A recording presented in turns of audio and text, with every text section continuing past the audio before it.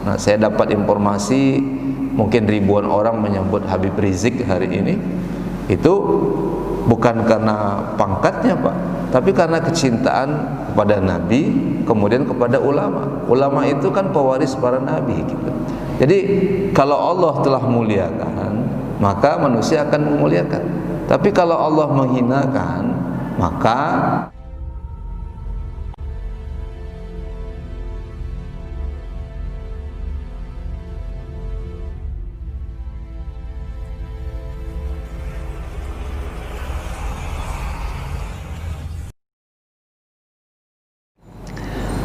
sahabat pernah bertanya, amalan apa yang terbaik setelah kita sholat? Amalan yang terbaik setelah sholat. Maka Rasul menjawabnya, jihad fisabilillah. Di hadis yang lain, sahabat juga bertanya, amalan apa yang afdol ya Rasulullah? Maka Rasul menjawab, man amana billahi wa rasulih. Itu yang pertama, beriman kepada Allah dan Rasulnya. Kemudian jihad fisabilillah. Yang ketiga, al-hajjul mabrur, haji yang mabrur. Ada yang menarik yang ingin saya sampaikan pada hari ini. 10 November adalah hari pahlawan. Dalam Islam hanya dua yang kita kenal. Tolong Bapak garis bawahi. Yang pertama menang, yang kedua mati syahid. Hanya itu. Kalau ada pertanyaan ketika perang Uhud katanya kita kalah. Enggak Pak, kita menang. Cuman pasukan memanah itu tidak mengikuti apa yang sudah disampaikan Rasulullah, menjaga bukit itu karena harta itu. Maka lebih kurang 70 syuhada, bukan kalah tapi mati syahid. Jadi dalam Islam itu dua saja, kalau tidak menang mati syahid. Kalau hari ini Bapak berjihad ke Perancis, itu namanya fardu kifayah. Saudara kita muslim yang sana, maka sudah diwakili kita yang ada di Indonesia. Tapi kalau saudara kita di Palestina, itu namanya fardu ain, karena semua mereka diperangi. Sama ketika kita dijajah Belanda kembali, misalnya Jepang kembali, maka itu adalah fardu ain untuk semua laki-laki muslim yang cinta pada negeri ini. Maka ketika hadis tadi dijelaskan, lalu kita sampaikan, lalu didengarkan, ternyata jihad itu adalah satu amalan yang luar biasa, bahkan lebih baik daripada dunia dan seisinya ini. Nah, perintahnya tentu banyak sekali dalam Quran. Ada orang coba-coba menghilangkan kata jihad dalam Al-Quran. Gak mungkin Pak. Di periode Madinah saja mungkin ada 30 kata dalam Al-Quran. Gak mungkin kata jihad ini dihilangkan. Karena itulah yang memberikan spirit pahlawan kita. Kita pernah mengenal namanya jas merah. Apa artinya? Jangan pernah melupakan sejarah. Jadi ada Hasyim Asy'ari, ada Kiai Haji Ahmad Dahlan, ada Bung Tomo, Khatib Minangkabawi, Buya Hamka, dan banyak pahlawan-pahlawan kita dulu yang mengukir sejarah sehingga terjadilah kemerdekaan tanah air ini. Bukan karena uang, tapi karena apa? Karena mereka ingin mengharapkan surganya Allah Subhanahu wa Ta'ala. Kita harus tahu Pak, begitu aliran darah mengalir ketika orang mati syahid, sebegitu juga kemudian dosanya ya diampuni Allah Subhanahu wa Ta'ala. Ya, dosanya itu berguguran. Yang kedua, terhindar dari azab kubur. Bahkan kemudian mampu memberikan 70 orang syafaat untuk keluarganya. Nah, cuman tentu ada ketentuan dalam jihad fisabilillah ini, dan semua kita mendapatkan porsi itu. Bapak berdagang, jadi ada orang itu badannya besar, kenapa nggak berperang di jalan Allah? Nabi katakan kalau orang itu berdagang, mencari yang halal, mencari nafkah, maisah, untuk menafkahkan keluarganya, ya, yang halal, maka dia sama jihad fisabilillah. guru yang mengajar, petani yang ke sawah, nelayan dan seterusnya, itu mendapatkan pahala ya jihad fisabilillah. Sama juga seorang ibu yang melahirkan, kalau dia mati namanya mati syahid karena keletihan. Jadi jihad itu keletihan dan kelelahan. Nah, Bapak dan Ibu, karena perintahnya ini banyak, kita bisa lihat dalam surah At-Taubah ayat 73 ya.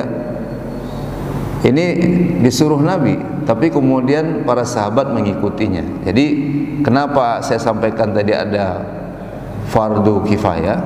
Karena ada yang tinggal, Pak. Tidak semua peperangan itu kemudian diikuti Rasulullah, walau alam. Karena ada yang diutus sahabat lalu Nabi tinggal. Dan sebagian sahabat tinggal karena ingin menjaga wanita, anak-anak. Jadi tidak semuanya pergi ke medan perang itu. Nah, ini perintah, wahai Nabi, ya ayyuhan Nabi, jahidin munafikin. Yang diperangi itu adalah kaum musyrikin. Jadi kalau macam-macam jihad itu adalah melawan orang musyrik. Yang kedua adalah orang-orang ya munafik, termasuk jihad melawan hawa nafsu itu. Ya. Ini perintahnya keras, Pak. Sama ketika orang nggak mau bayar zakat, khus min amwalihim, ya, ambillah zakat. Sama kayak tadi, berjihad. Nah, jadi nggak mungkin kata jihad ini dihilangkan. Nah, sehingga kita merasakan kemerdekaan itu. Lalu apa hubungannya dengan 10 November Hari Pahlawan itu? Karena memahami makna jihad ya secara maknawiyah, maka pahlawan kita itu bukan karena pangkat, bukan karena bintang, bukan karena ingin penghargaan, bukan karena tanda jasa, bukan karena uang, tapi berjuang di jalan Allah Subhanahu wa taala. Hidup mulia atau mati syahid, Allahu Akbar atau merdeka. Itu yang kemudian mereka kobarkan semangatnya. Karena mereka mendapatkan ya penjelasan dari ayat Al-Qur'an maupun hadis Rasulullah SAW tentang fadilah atau keutamaan berjihad ini. Nah, nilai-nilai kepahlawan itulah yang menjadi poin yang ingin saya sampaikan pada kesempatan ini. Ada orang Islam, Pak, tapi malu dengan agamanya gitu. Ya. Nah, maka kita menyebut orang-orang ini adalah orang-orang munafik gitu. Yang dia musuhi itu pisaunya bukan kepada orang-orang kafir. Padahal perintahnya tadi perangi orang-orang musyrik itu. Tapi justru pisaunya itu diarahkannya kepada kaum muslimin. Ya. Ketika Nabi dihina di Perancis, dia diam-diam saja. Tapi ketika ada orang yang berada di masjid, nah, kemudian sibuk, kemudian ya dia salahi, dia kritisi, ya, dan seterusnya. Nah, Bapak dan Ibu, hamba-hamba Allah yang dirahmati dan diberkahi Allah Subhanahu wa taala, maka nilai yang pertama adalah keikhlasan.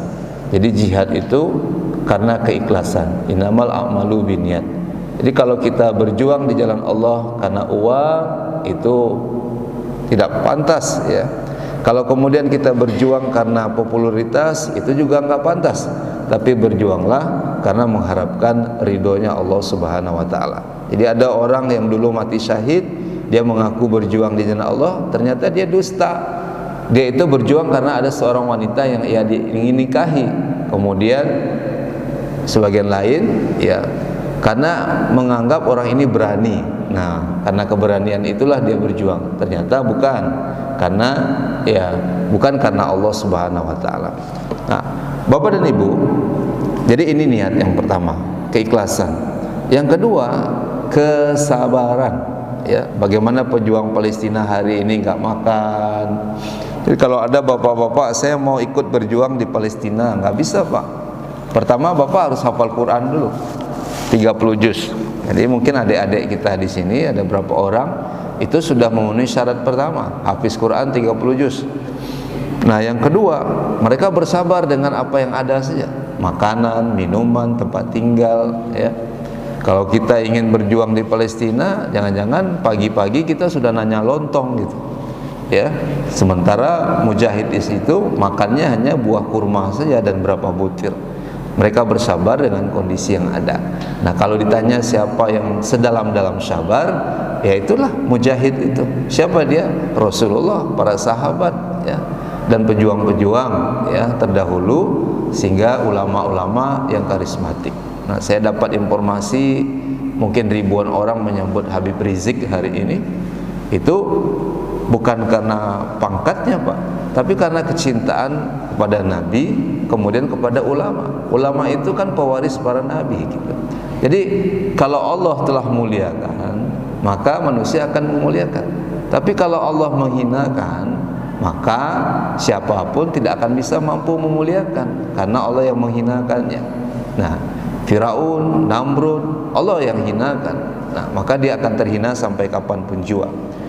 Nilai yang kedua kesabaran. Nilai kepahlawanan yang ketiga yang ingin saya sampaikan adalah keberanian dan kekuatan. Keberanian dan kekuatan, ya. Nah, sekarang banyak kaum muslimin yang sudah semakin berani, ya, ketika sudah agamanya dihina, ya. Maka bapak-bapak siapkan kekuatan itu, ya. Jadi pulang dari jualan ini sempatkan olahraga. Rasulullah itu sangat kuat sekali, qaul jism, fisiknya sangat kuat sekali. Nah, tapi kalau bapak pulang kerja kemudian sampai larut malam, ya, permainan yang melalaikan kita. Saya tidak tahu juga domino itu dari mana asalnya itu, ya. Nabi kita tuh olahraganya berkuda, memanah, tombak, bela diri. Ali itu pernah bilang, ya Rasulullah, carikan saya teman duel, karena menang terus. Kata Rasulullah, nanti kamu naik ke bukit itu, kalau ada ketemu seseorang yang ditutup wajahnya, maka berduel lah sama dia. Duelnya bukan kayak UFC, bukan kayak MMA. Saya syukur juga Habib itu mengundurkan di puncak karirnya 21 kali bertanding nggak pernah kalah, karena lebih hormat pada ibunya. Itu kan sulit Pak, uang banyak itu. Semakin tak terkalahkan, semakin populer dia, semakin banyak uangnya. Dan saya lihat Habib itu tinggal di pegunungan di Rusia, latihannya melawan arus air deras itu, lari di kaki gunung, mengangkat batu dan seterusnya, bergulat dengan beruang. Pak Haji bisa bergulat sama beruang, kan? Nah, ini luar biasa Habib. Tapi dia mengundurkan diri. Nah, saya senang juga, karena bertarung dalam Islam itu bukan karena uang, sampai lagi kemudian kan luar biasa kerasnya itu. Nah, itu hanya latihan saja. Ali minta latihan, ternyata Ali kalah. Nah, ternyata Bapak dan Ibu yang saya hormati, laki-laki itu adalah Rasulullah Sallallahu Alaihi Wasallam.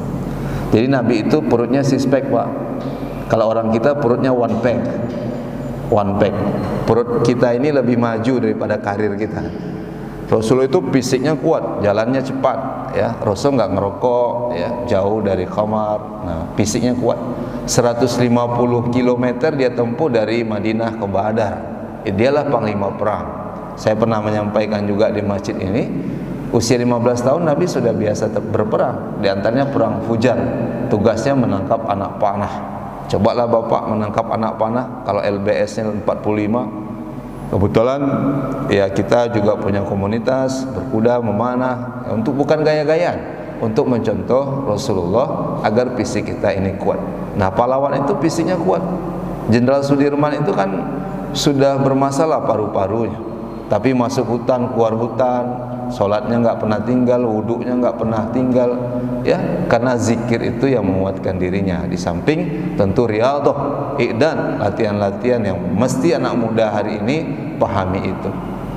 Nah, setelah keikhlasan, kesabaran, kemudian keberanian dan kekuatan, yang harus kita pahami juga dari nilai-nilai kepahlawanan itu adalah pengorbanan, ya. Wajahadu bi amwalihim wa anfusihim fisabilillah. Berjihadlah harta dan jiwamu, berjihadlah dengan harta dan jiwamu di jalan Allah Subhanahu wa taala. Jadi banyak orang-orang dulu telah mewakafkan dirinya dan hartanya di jalan Allah hingga ya merdekalah bangsa kita. Proklamir kemerdekaan itu wakaf Pak. Rumah itu diwakafkan untuk membacakan proklamir kemerdekaan itu, ya. Gedung MPR, Monas, membeli pesawat kita yang pertama itu adalah dana-dana wakaf melalui uang, ya, yang dibelikan untuk kemakmuran bangsa kita. Nah, yang terakhir yang harus kita pahami, dan mengambil keteladanan dari pahlawan kita, hanya dua kamus dalam hidup mereka, menang atau mati syahid. Nah, saya berharap semua kita diberikan kesempatan syahid di jalan Allah Subhanahu wa Ta'ala, sehingga kita dapat memberikan syafaat keluarga kita lebih banyak, lebih kurang 70 orang banyaknya. Kemudian bapak-bapak nanti akan dikawinkan, Pak. Yang mau kawin semangat ini, dikawinkan dengan bidadari tentu di surganya Allah Subhanahu wa Ta'ala. Nah, mudah-mudahan kita semua tetap berjuang dan mendapatkan syahid di jalan Allah Subhanahu wa Ta'ala. Terima kasih, lebih dan kurang saya minta maaf, kondisi saya yang kurang fit. Mudah-mudahan sehat kembali, bisa berjuang kembali, dan mudah-mudahan tetap istiqomah di jalan Allah Subhanahu wa Ta'ala. Subhanakallahumma wa bihamdika asyhadu an la ilaha illa anta astaghfiruka wa atubu ilaik. Assalamualaikum warahmatullahi wabarakatuh.